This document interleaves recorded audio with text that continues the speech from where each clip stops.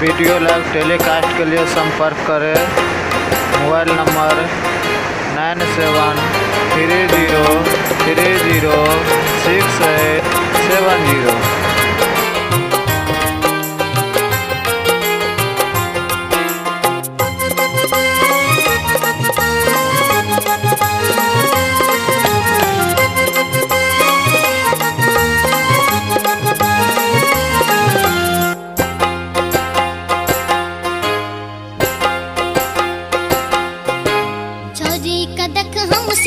बजाबी कोई घुट पाछू ताकि अबारा बन हदलक रो, अबारा बन हदलक रो।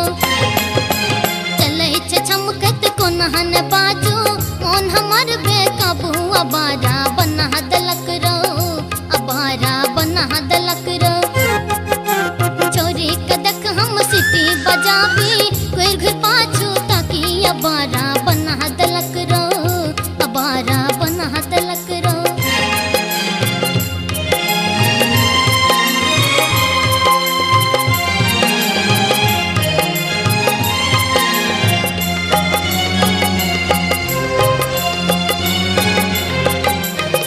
किताबक प्रेमी राही उष्ण सराहै छलो दूर रो, होय होय असगर में घर घर केलक इश्क करैले मजबूर रो।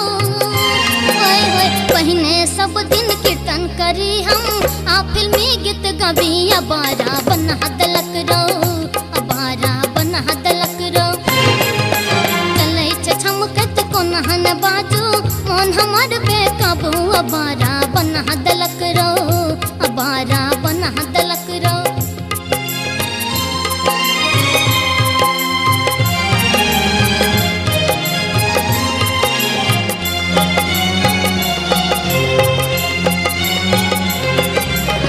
पापा के आशा छलन बेटा करत हमर नाम रो, होय होय बेटा त नानहर भेलन कुल के कलकन बदनाम रो। होय होय मन दीवाना करही अलुस फुस देखो कतेक के नभी, अबारा बन हदलक रो, अबारा बन हदलक रो। छोरी कदक हम सिटी बजाबी घुर घुर पाछू ताकि अबारा बन हदलक रो, अबारा बन हदलक रो।